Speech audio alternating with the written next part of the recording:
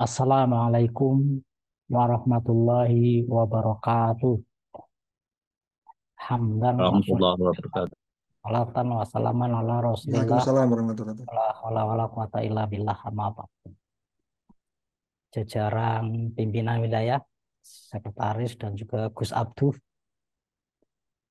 yang saya hormati, Ketua Biro Organisasi PWM Jawa Tengah, Profesor Dr. Muhammad Dai, beserta jajaran Biro Organisasi, para ketua PDM, sekretaris, dan mungkin jajaran lain PDM, semua yang saya hormati, saya sampaikan selamat dan terima kasih tadi yang disampaikan oleh sekretaris bahwa Jawa Tengah menjadi satu-satunya PWM yang telah melaporkan RAB lengkap 35 kabupaten kota. Gitu ya. Dan salah satu apresiasinya besok sekretaris PM Jawa Tengah tampil sebagai narasumber. Ya, itu apresiasi. Oleh karena itu sekali lagi selamat dan terima kasih atas kerja keras yang ditampilkan oleh jajaran PDM se-Jawa Tengah. Sekarang semuanya serba sertifikasi, serba terdokumentasi. Tidak cukup hanya program jalan. Program jalan terdokumentasi, terinfokan, dan terlaporkan. Gitu. Ya, karena kaidah fikihnya memang nahnu nahum bil akhir. Segalanya dinilai dari yang nampak. Yang nampak itu adalah dokumentasi dari kegiatan. Kegiatan selesai, kemudian hilang tanpa dokumen, itu nanti tidak terbaca. Oleh karena itu dokumen menjadi penting. Salah satu dokumen adalah mengacu pada kaidah fikih nahnu nakumu bidzawahir. Pimpinan Muhammadiyah sekarang memang harus banyak menguasai kaidah fikih namanya ya. Para pimpinan dan juga jajaran Nenek, PDM nenek gambar prospek. sebenarnya tadi saya sudah menyampaikan materi ini di TVRI. Mungkin ada jajaran PDM yang mengikuti siaran live di TVRI jam 4 sore tadi. Itulah saya kira yang rangkuman saya ketika mendengarkan ungkapan-ungkapan dari PWM se-Indonesia. Adapun siaran resmi PP Muhammadiyah menyangkut tambang sudah beredar, tidak perlu saya mengulang. Tapi ada filosofi-filosofi, reasoning-reasoning yang mungkin perlu saya sampaikan di luar yang telah resmi di PP Muhammadiyah. Dan saya mengikuti dinamika yang ada di WA Group itu, menurut saya dominasi emosional itu masih lebih besar dibanding argumentasi-argumentasi rasional. Itulah maka kita perlu belajar lebih jauh untuk menyikapi keputusan PP Muhammadiyah ini. Dan mungkin kita juga perlu memperdalam, gitu ya, memperdalam wawasan kita menyangkut banyak hal yang kemudian kadang-kadang menjadi bahan kita berargumentasi walaupun tidak sepenuhnya tepat. Ada yang memvonis Muhammadiyah salah karena melanggar Undang-Undang Pasal 33 karena bunyinya bumi air itu dikuasai oleh negara. Karena oleh negara, maka Muhammadiyah tidak boleh menanganinya. Padahal fakir miskin kan juga oleh negara ya. Kita dari dulu menangani fakir miskin di panti asuhan. kenapa merasa boleh gitu. Nah, artinya kita tidak bisa membedakan antara pemerintah dan negara. Di situ kan kata-katanya negara bukan pemerintah. Harus dibedakan antara oleh negara dan oleh pemerintah.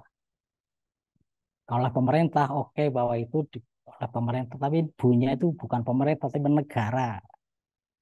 Karena negara, otomatis pemerintah dan yang lain, termasuk swasta, itu bagian dari negara. Sehingga tidak masalah dengan pasal 33. Artinya kita mungkin perlu memperdalam apa bedanya negara dan pemerintah, gitu ya. Gitu. Yang kedua, Muhammadiyah, Muhammadiyah dan NU tidak punya hak syar'i, gitu ya. Muhammadiyah dan NU tidak boleh hak syar'i untuk mengelola tambang. Pertanyaannya, itu pendapat ulama siapa? Ketika itu menyangkut fikih, tidak punya hak, tidak punya otoritas pendapat ulama yang lain untuk memvonis salah kepada ormas lain. Dibandingkan sebagai memperkaya pemikiran itu ya, tapi tidak bisa untuk memvonis. Karena hasil istihad suatu kelompok ulama, dan saya sudah bolak-balik menyampaikan di pengajian PDM maupun yang lain, saya kira bahwa hasil istihad adalah untuk dipedomani bagi yang sepakat. Kita Muhammadiyah tentu sepakat dengan putusan Muhammadiyah, tapi tidak boleh meminjam pendapat ulama di luar Muhammadiyah untuk memvonis Muhammadiyah. Sehingga tidak perlu grup-grup Muhammadiyah kemudian mengambil pendapat ulama yang lain untuk memvonis Muhammadiyah. Kalau untuk sekedar membandingkan boleh, tapi bukan untuk memvonis. Bukan otoritas ulama di luar Muhammadiyah untuk memvonis Muhammadiyah. Maka kalau kita ingin mengoreksi Muhammadiyah dalam hal ini secara organisatoris, ya diambil dari pemikiran Muhammadiyah. Adapun yang lain untuk menambah wacana wawasan. Yang ketiga, ada WA yang seandainya kiamat dalam sekarang hidup mungkin akan menangis gitu ya. Pertanyaannya, sejauh mana kita bisa memahami pemikiran-pemikiran Ki Haji Ahmad Dahlan, karena beliau tidak meninggalkan tulisan. Kalau kita membaca buku-buku yang saya kira secara akademis bisa dipertanggungjawabkan itu ya. Itu kan betapa Ki Ahmad Dahlan itu orang yang kooperatif. Bahkan kalau di bukunya Alfian itu sebagai orang yang uh, peaceful way, selalu mengambil langkah penuh damai dalam banyak hal, termasuk dengan kekuasaan.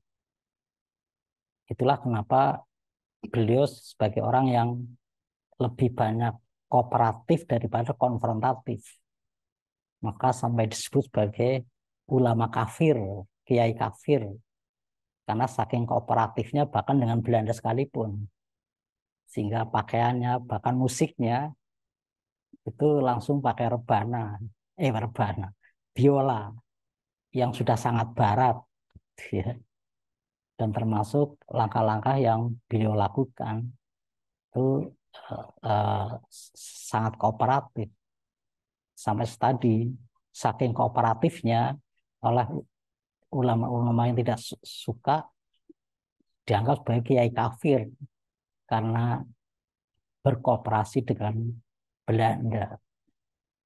Bahkan belajar mengelola, mengelola sekolah, rumah sakit, panti asuhan. Beliau juga belajar ke gereja. Hal ini bisa dibaca di disertasinya Dr. Alfian, sehingga mungkin bisa lebih jauh kita memahami karakter Ki Haji Ahmad Dahlan yang menurutnya itu ada 3, the pragmatis, kemudian slowly but surely, dan yang ketiga adalah uh, full peaceful way, selalu dengan penuh damai di dalam berkomunikasi dengan siapapun. Bapak dan saudara-saudara yang saya hormati, PP telah mengambil keputusan yang tidak sekedar keputusan PP, tapi keputusan PP di Forum Konsolidasi Nasional yang dihadiri oleh Ketua PWM dan Sekretaris seluruh Indonesia, ditambah dengan para rektor dan beberapa direktur rumah sakit, para ketua dan sekretaris majelis lembaga, biro di tingkat pusat. Yang kalau saya amati dari pidato-pidato para ketua pimpinan wilayah, memang semuanya sami'na wa ata'na pada pimpinan pusat Muhammadiyah. Karena itu sudah menjadi keputusan. Maka sebagai bentuk disiplin organisasi, kita tidak ada lain kecuali mentaatinya. Dan PP Muhammadiyah untuk menerima tambang ini bukan dilihat dari perspektif ekonomi sebenarnya. Keliru kalau Muhammadiyah menerima tambang adalah Muhammadiyah terlibat pada bagi-bagi kue, hadiah dari rezim, itu keliru. Justru yang terpenting di sini adalah kita tidak boleh membiarkan alam yang sedemikian berharga kemudian dieksploitasi oleh pengusaha tambang yang tidak bertanggung jawab, yang kemudian menimbulkan kerusakan lingkungan, konflik sosial, dan faktor-faktor lain yang tidak menguntungkan, tidak maslahat. Hal ini tidak bisa dibiarkan. Tapi kita tidak bisa hanya ngomong.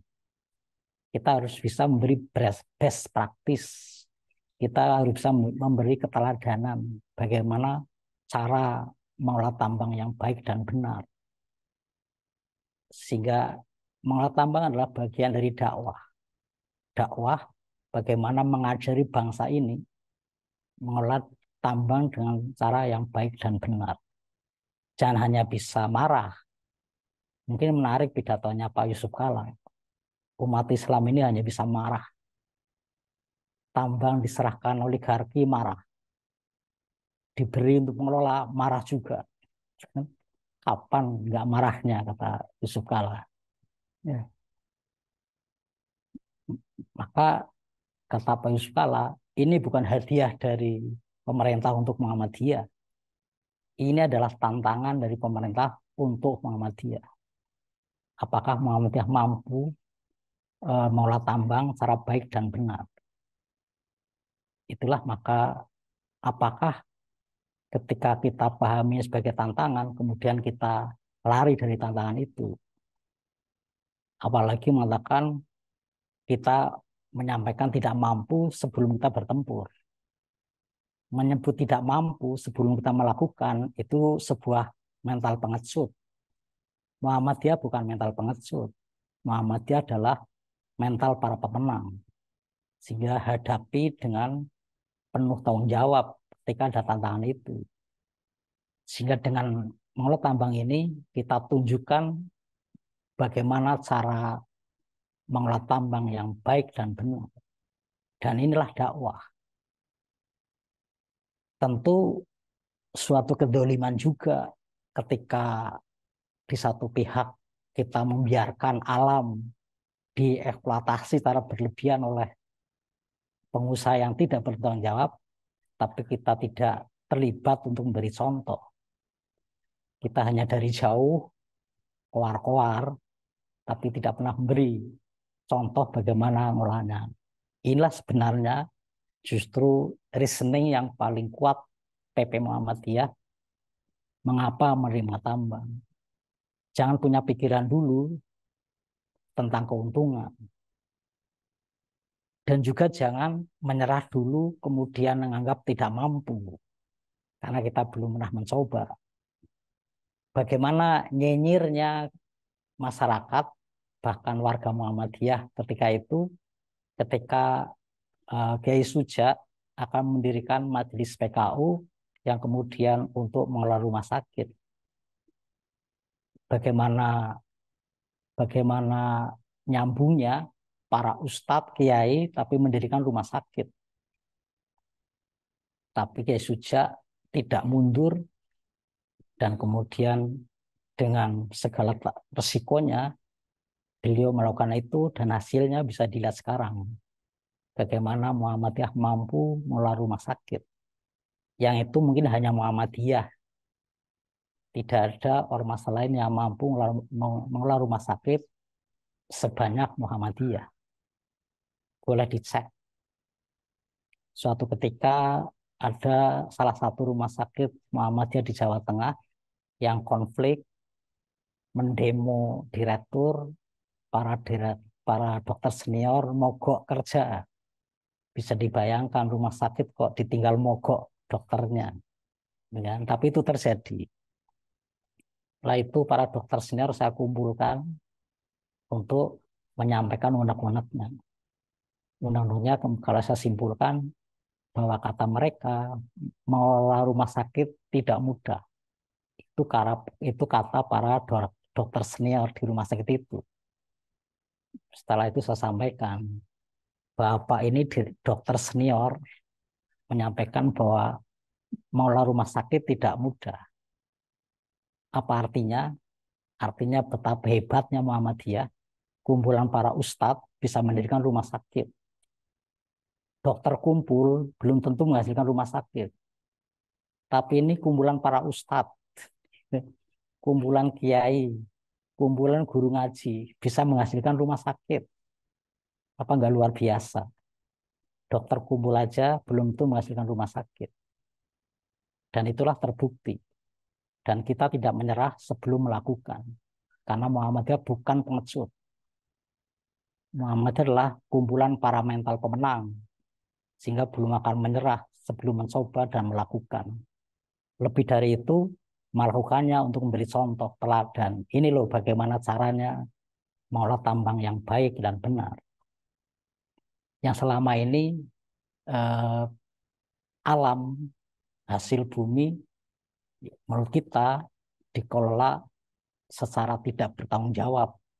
Eksploitasi yang berlebihan. Akhirnya lingkungan alam rusak. Apakah kita membiarkan seperti ini tanpa memberi contoh? Apakah kita membiarkan ini hanya dengan menyampaikan yang kata kita sebagai nahi mungkar? Ya, mari kita nahi mungkar dengan keteladanan, dengan contoh langsung, tidak hanya dengan narasi. Nah, itu sebenarnya background yang dominan kenapa Muhammadiyah menerima tambang ini, sehingga jangan berpikir tentang motif ekonomi.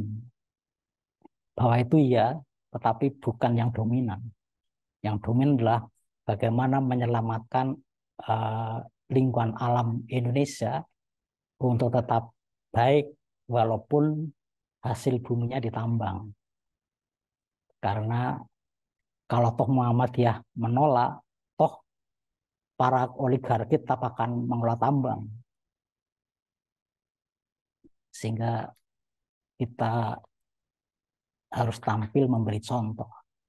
Ini sebenarnya yang paling dominan sekali lagi, bukan masalah profit, apalagi Muhammadiyah terlibat pada bagi kue. Ya, sama sekali bukan. Dan juga tidak usah kemudian akan kehilangan daya kritis.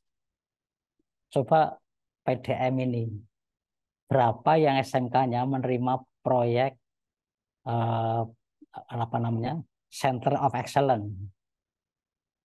Berapa SMK yang kemudian menjadi SMK PK, SMK Pusat Keunggulan? Yang itu miliaran, itu dananya dari mana? Dari pemerintah juga kan? Nah, kita kita nggak pernah emosi dan nggak pernah khawatir akan daya kritis dengan menerima bantuan proyek keunggulan. SMK kita nggak ngerti seperti apa kalau tanpa menerima proyek program keunggulan yang itu nilainya besar. Maka apa yang salah dari Muhammadiyah menerima tambang? Yang sekali lagi itu semuanya adalah bagian dari dakwah yang insya Allah tidak akan mengurangi daya kritis Muhammadiyah. Dan Muhammadiyah sudah malang melintang dengan situasi politik yang ada. Hanya saja yang perlu dipahami adalah sekritis apapun Muhammadiyah, tidak pernah Muhammadiyah menempatkan diri pada sebagai oposisi. Itu yang mungkin perlu digarisbawahi. Tidak pernah dalam sejarah Muhammadiyah menempatkan diri sebagai oposisi pemerintah. Apalagi kalau kita baca kepribadian Muhammadiyah yang dirancang tahun 59, disahkan tahun 62. Semoga para pimpinan dan kita semua sudah baca itu. Kepribadian Muhammadiyah yang ada 10 poin, salah satunya dalam poin 9 berbunyi membantu pemerintah serta bekerja sama dengan golongan lain dalam memelihara dan membangun negara untuk mencapai masyarakat yang adil dan makmur yang diridhoi oleh Allah Subhanahu wa taala. Sehingga terhadap pemerintah kita mengambil posisi kritis kooperatif, bukan oposisi.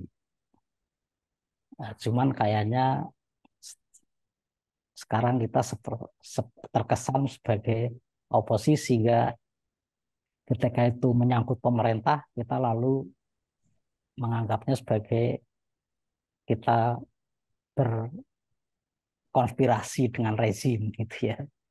Padahal sekali lagi politik Muhammad adalah politik kebangsaan. Ketika seorang sudah ditetapkan sebagai pimpinan negara, yaitu secara gentleman harus diterima secara konstitusi, sekalipun mungkin itu bukan pilihan kita. Karena politik adalah politik kebangsaan. Maka bukan menempatkan sebagai oposisi, tapi sebagai kritis kooperatif. Kapan kita berkooperatif pemerintah, kapan kita mengkritisinya, tapi tidak semua dikritisi kalau memang ada yang harus dikooperasikan. Inilah posisi Muhammadiyah dalam berhadapan dengan pemerintah. Kooperatif kritis, bukan sebagai oposisi. Oposisi wilayahnya partai yang kalah lah ya. Yang kalah oposisi, yang menang koalisi. Cuman di Indonesia repotnya yang kalah sekalipun jadi koalisi gitu. Bahkan menjadi anak buahnya penguasa. Malah memprovokasi Muhammadiyah yang diajak jadi oposisi. Kan salah tempat itu ya. Nah, cuman repotnya kadang-kadang pimpinan Muhammadiyah terprovokasi juga ini. Maka mari kita tempatkan pada posisi jati diri Muhammadiyah, bukan meminjam fikih orang lain. Kita berfikih fikih Muhammadiyah, kita mengambil keputusan Muhammadiyah, dan kita tampilkan ketaatan bermuhammadiyah, kita solidaritas kepemimpinan di Muhammadiyah, sehingga apapun yang telah menjadi keputusan PP Muhammadiyah, kita samina wa ta'na. Dan itu yang kemarin disampaikan oleh seluruh ketua PWM se-Indonesia.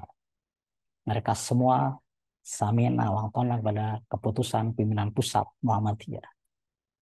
Maka menjadi tugas kita para pimpinan di wilayah untuk menyampaikan di seluruh jajaran di PDM untuk menyampaikan pada PCM dan seterusnya. Baik jalur struktural maupun jalur kultural. Bagaimana keputusan PP Muhammadiyah ini kita amankan Dan sekali lagi, tim yang telah dibentuk PP Muhammadiyah tentu akan mengkaji lebih jauh sejauh mana tambang memang bisa dikelola oleh Muhammadiyah. Sehingga Prof. Haidar menyampaikan kalau memang nanti dalam perjalanannya menimbulkan mafsadat, ya kembalikan saja kepada yang memberi. Dan kalau kemudian ternyata Muhammadiyah tidak mampu, ya artinya kita harus fair bahwa mengolah tambang ternyata tidak mudah. Tapi itu semua kita telah melalui pengalaman yang sudah dilakukan. Jangan sampai belum mencoba menyatakan mafsadat, belum mencoba menyatakan Muhammadiyah tidak mampu. Kalau itu dilakukan, saya kira Muhammadiyah adalah kumpulan orang-orang bermental pemenang, bukan kumpulan para pengecut. Sehingga apapun keputusan terlakukan harus kita uh, hadapi dan kita jalankan dengan penuh tanggung jawab. Maka mari apa yang di keputusan PP Muhammadiyah harus kita amankan. Dan yang terpenting bagaimana Muhammadiyah mengajari bangsa ini, mengajari para oligarki mengelola tambang dengan cara yang baik dan benar. Kita lakukan itu, dan walaupun sekali lagi Prof. Haidar menyatakan kalau terpaksa sudah melakukan dan ternyata tidak mampu, baru kita katakan inilah kemampuan kita dan kita harus gentleman juga. Yang kemudian bisa jadi kita akan tekan, oh ternyata mengolah tambang memang tidak mudah, tetapi kita harus berani untuk memulai melakukannya. Biasa Muhammadiyah melakukan sesuatu yang awalnya orang meragukan, tapi Muhammadiyah mampu menjawabnya dengan perbuatan yang konkret. Terima kasih. Wassalamualaikum warahmatullahi wabarakatuh.